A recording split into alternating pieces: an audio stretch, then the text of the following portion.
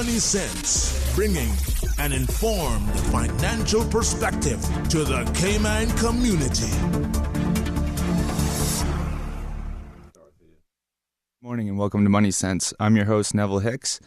Before we introduce our distinguished guests and get into our topic of today, I wanted to let our listeners know about an upcoming event called Putting Investors First. Marketing your calendars. It's May 31st. And join the CFA Society for the premiere of the Putting Investors First video and a special investors education seminar.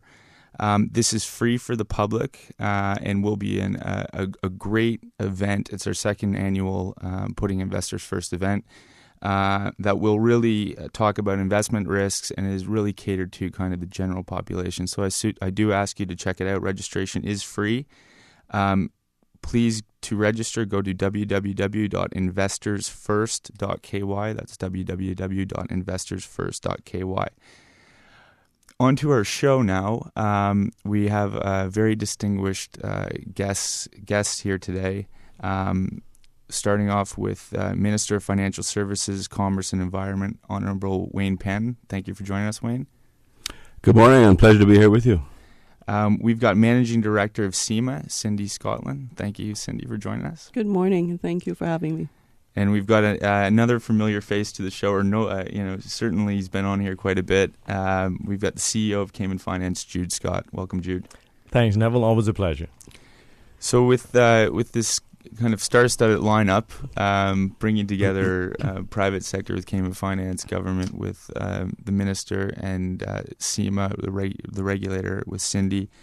I guess I thought it would be great. I guess for Jude, maybe you could kick it off and describe. We've had a number of shows that have really talked about industry, not so much the regulator and government in a sense. So I thought you could maybe just give us an overview and tie how all three tie together. Absolutely. Neville, certainly pleasure for CFA Society to really bring this all together. We have, as you said, over the past shows really focused from an industry perspective, really helping people understand how important the financial services industry is to the local economy, the global economy, career opportunities in the various sectors. We've had the privilege of having on various associations here. And this really is a great show now to really connect in private sector, the great work of the ministry, and also then showcasing really today CIMA, which is such an integral part of the success of the jurisdiction. So it's fantastic to have the managing director here on the show.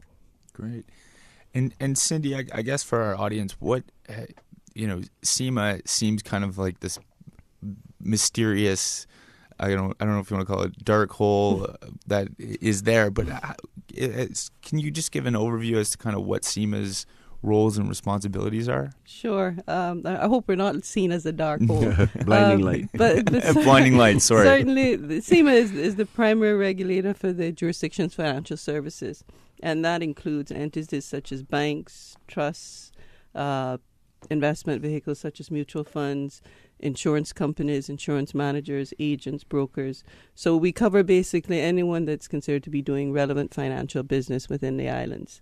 As part of our core functions, which are defined in the law, CIMA provides advice to the government on monetary, regulatory, and cooperative matters.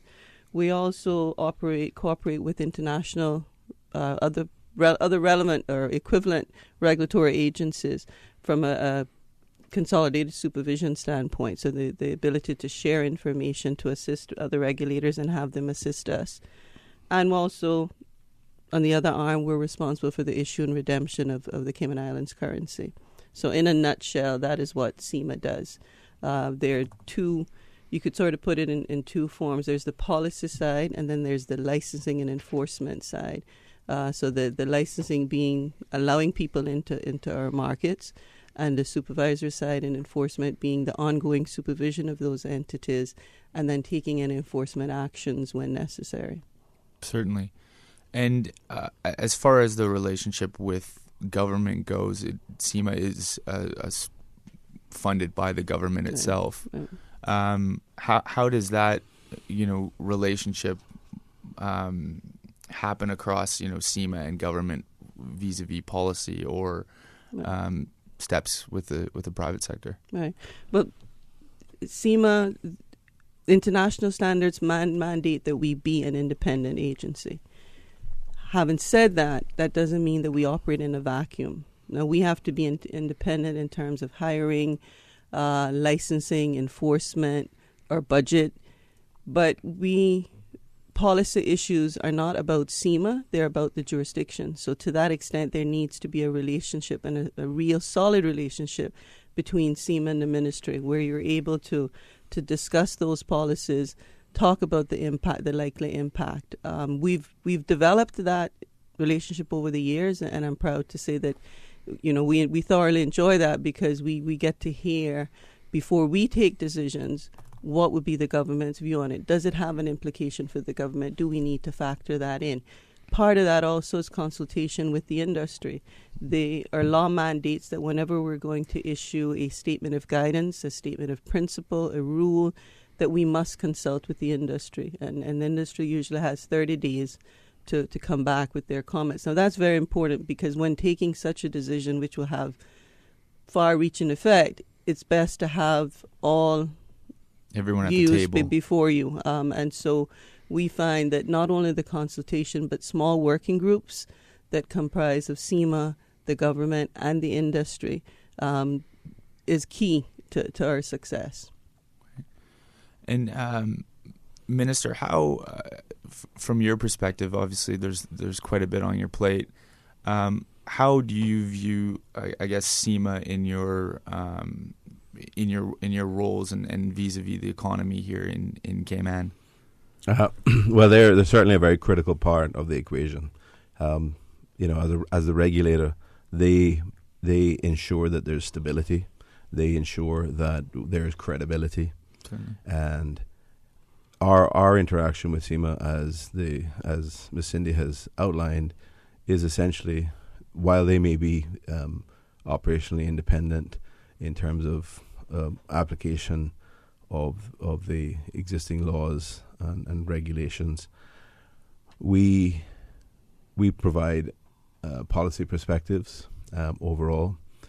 Our role is really to certainly my objective is to have growth, to promote, to develop, to continue the success story of the financial services industry in the Cayman Islands, and to build on that.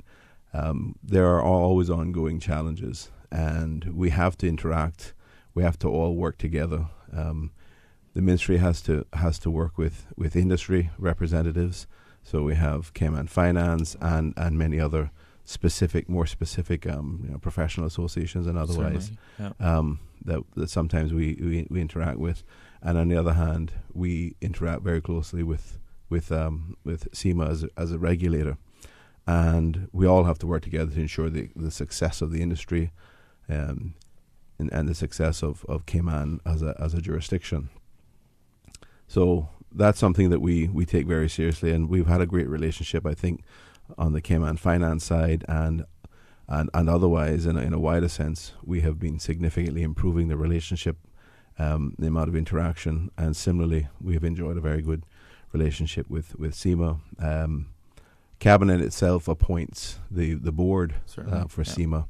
So, you know, we through that sort of approach, we have some input and significant input in the types of perspectives and the focus for SEMA in a broad policy sense.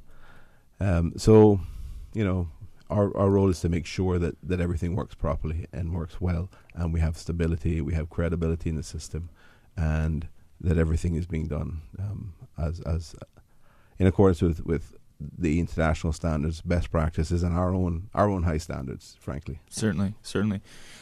Minister, you talked about success. Cindy, what defines success from SEMA or the Monetary Authority standpoint?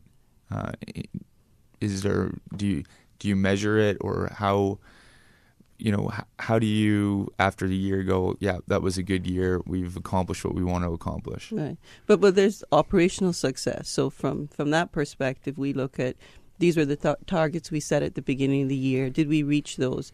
This is our strategic goals. Did we achieve those? And so you look at that, and that's a level of success.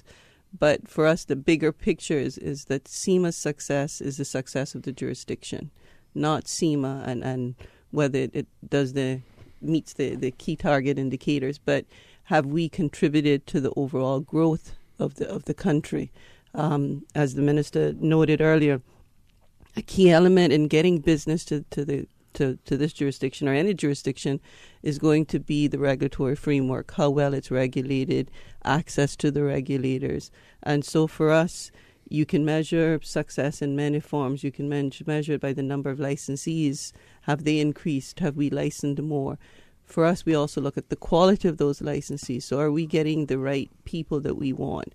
Are we getting the quality people that everyone out there is fighting for? So for us, it's a vibrant, well-regulated industry is the success, not just of CIMA, but of the country as a whole. And bearing in mind that CIMA at all times has to act in the best economic interests of the country. Certainly. Is there, obviously there's a number of industries in which CIMA regulates and is involved with. Is there, you talk about success, and I guess maybe this would be more directed at Minister Panton. Is there a particular industry that there's more of a focus on, or where we see, Cayman accelerating? And maybe you could direct us at Jude too. Sure, I'll take a quick stab at that. I think we've been very fortunate. When we look at our sectors, the investment funds sector has certainly developed into just a very, very huge element of our financial services industry. I think that's an area we want to continue to focus on and grow. We probably do in excess of 70% of the global hedge funds here in Cayman. We also see a tremendous amount of demand for reinsurance platform. And certainly great work recently with the CIMA team and with the ministry team. We've been working to actually attract more reinsurance companies that we think fit very well within our portfolio. So we're really just focusing on things where we have a distinguishable competitive advantage. And I think we'll continue to see growth in those various areas. We have several other very strong sectors that will continue to grow as well. Certainly. Yeah, I think from our perspective, we have over the years developed into a high quality jurisdiction. We've moved away from the sort of high net worth, private wealth type work that perhaps existed 30, 40 years ago. And we're very much institutional business oriented now. And that's one of the things that really adds to our credibility as a jurisdiction that effectively contributes to, world trade, growth, investment around the world, investment in infrastructure in various countries. So, the private equity type work, which is private funds essentially, certainly, yeah. and the alternative investment fund structures, those are all types of structures that add that sort of dimension in terms of international investments and bringing investors together from all over the world to make investments all over the world. And I think those types of things we have to continue to focus on. We have evolved into and certainly with the help of CIMA and the direction of CIMA in terms of ensuring that we have a quality-based approach to regulation and assessment. We have to simply go ahead and continue to develop that and ensure that we are best in class and we're certainly have a world-class service in respect to that. And that's not just the products. Sometimes I hear people commenting that well, there's lots of laws being passed. Well, a lot of the laws, and certainly that my ministry deals with, is to support this very, very important industry. So, just as an example, we've got the limited liability company law that has recently been passed in the LA. That I think is going to be an iconic new product. Down the years from now, we'll look back and say that was a very significant product. But it's things like that we have to continue to do to ensure that we have sort of leading edge products. But very importantly, we have leading edge services as well. We have people here, the depth and breadth of the professional services industry in Cayman is unlike most other jurisdictions, and that's one of the significant distinguishing features for Cayman.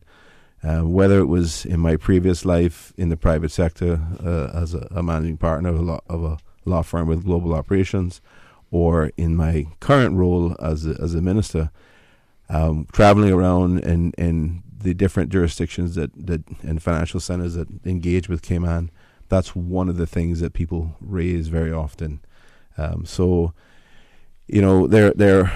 We have to continue to build on that and ensure that remains, and we just continue to distinguish ourselves in that respect.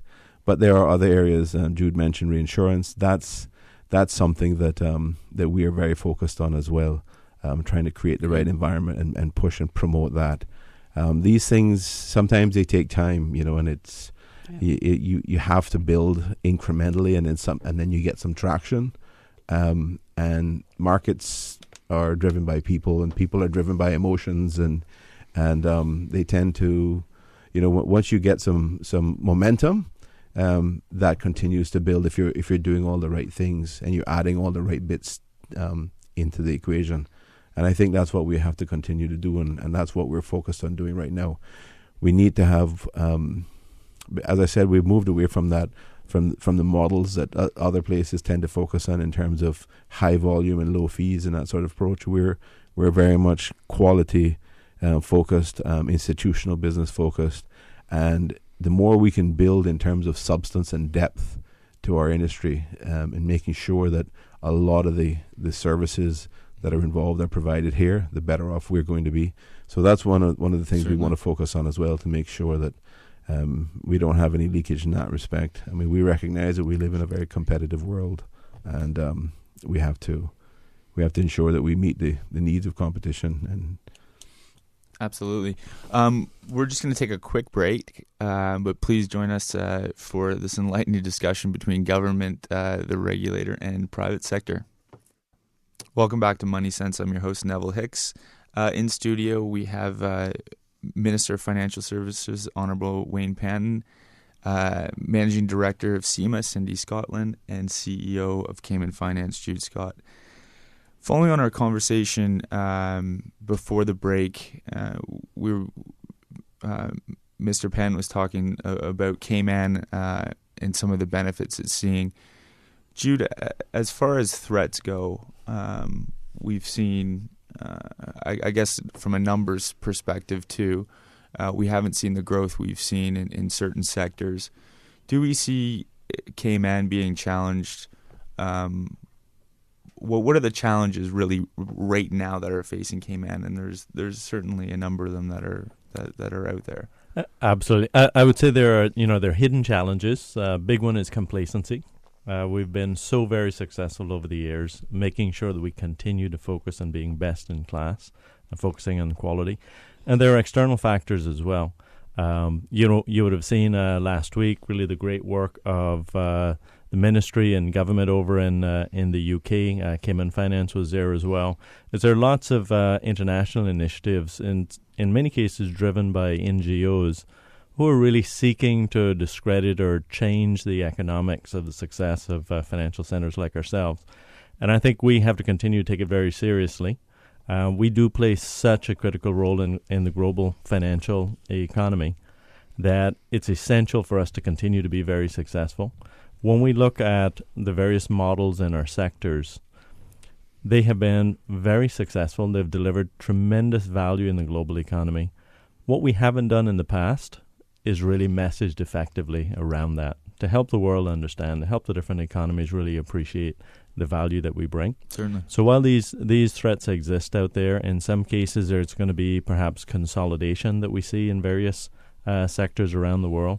We still have a tremendously competitive platform across all of our sectors, and we have to focus on ensuring that our good message not only goes out there once, but continues to be out there. And I think the great work of government, for example, of being very proactive, stepping up to the plate, not only being part of the Anti-Corruption Summit, but insisting on having a seat at the table as we shape global practice going forward. We really have best-in-class standards here in Cayman, and I think it's our opportunity to challenge the rest of the world to actually come up to those standards, and then we all have a level playing field. Certainly, and Minister Penn, talked a little bit about the new LLC law coming into place, and hopefully that will start to be adapted, and we'll see some growth in that. Cindy, what on CIMA's side, what sort of trends are we seeing in growth in either banking relationships or funds or insurance companies?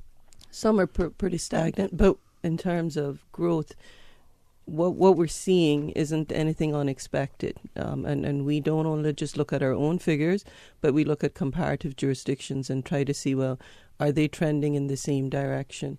Funds, for example, you haven't seen the volume, and I don't think we will see that volume ever again, at least not for a long time, that we saw pre-2008. But assets under management are still fairly high. And so I think this will continue, but we talked earlier about products. And I think that is one of the things, is that you're going to see a settling in most of these areas. But if we're so caught up in fighting all the fights that we're fighting, we lose that opportunity to create new products.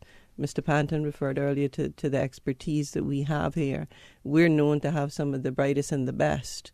And I think what we would like to see are more products coming out from those individuals. So what else can Cayman offer that is needed from an international perspective? So I think trying to not get so caught up in whether our numbers are shooting up or whether they're flat or whether they're going down, but rather, okay, this is where the world is now at, but how do we position ourselves in a different place 5 years from now, 10 years from now? Where do we want to be, and how do we get there? Do we get there through new products? Do we get there through a different form of more regulation, less regulation? Well, I'll never promote less regulation, but those discussions have to be had, because if you don't, you lose track. You spend so much time putting out fires that you forget what you already have, and I think we need to find that balance. Certainly. And I think that's a great strength of the jurisdiction, is that we do have such strong relationships with CIMA, with ministry, with private sector, because as we focus on these new products and services, we have to make sure they're sustainable competitive advantages, and that we can manage the risk on them. And I think that's where we've continued to build a strong platform. And it's that strong relationship that's going to continue to be successful going forward. Certainly. And Neville, I think one of the realities over the last 8 years is that people have to adjust expectations. We've had incredible success, incredible growth here. But we have to sometimes measure our success relative to others as well, and we have been in an era over the last 8 years of you almost win by not losing, and so I think we can't look necessarily at our numbers and say we haven't had 20% growth every year. We have had growth, but our expectations have to be more appropriate and tailored to the global financial circumstances, the global economic circumstances. If you sat, at the anti-corruption conference, I sat near Christine Lagarde from the IMF, and if you listen to some of the commentary from them, if you look at some of their official publications. And notifications, really, they're telling the world, listen, we've had limited progress, we've had slow growth, so you really need to manage. Countries need to manage their expectations in that respect, and not be very careful about how you manage your budgets and your spending, and that's one of the reasons why we have taken quite a conservative approach here in relation to government. But I think overall we've done well. I mean, there are areas that we don't measure as well as others. So like 2 years ago, I did a new exempted limited partnership law. That has resulted in significant growth in new exempted limited partnership registrations. Certainly. That's a reflection of significant growth in the private funds area, which isn't regulated by SEMA. But those roles are equally very, very important from not just from a local context, but internationally as well, for all the reasons we have mentioned here. Yeah. So I think we're doing well, but we always have to keep the perspective of the environment in which we're operating in mind, in terms of assessing, whether we are doing really well or as well as can be expected. Certainly. We've got one final point here, and I want to ask Ms. Scotland, and maybe we can just go around as we wrap it up. But you talk about more or less regulation. I know you didn't like the word less, but I think the right terminology is balance. Right. And how does SEMA really view the balance between more regulation versus sustainable business development, and kind of finding that I guess balance or equilibrium where we can have that sustainable growth that Minister Panton talks about. Right. Well, certainly from our perspective, when introducing any new measure, whether it be a legislative amendment, whether it be a policy or rule, one of the things we have to do is a cost-benefit analysis. So you have to look at, what is the cost to doing this, and what is the benefit to doing it? There are some for which we have little choice. So you have international standards that, as a regulated agency, you have to apply. But for us, it's making it appropriate to the industry that we have. So there's no point in adopting A if it's really not applicable to the business that we have. So there has to be that relevance. Secondly, I think the fact that we consult, so the fact that we take on board all comments from the industry, the government, we've even gone to the clients. So the clients of our industry, we've had feedback from. And I think in doing that, you then find that balance, because you're able to achieve what you need to achieve as the regulator, but bearing in mind certain pitfalls that would not be seen from our perspective, but rather from the industry, so from the technocrats.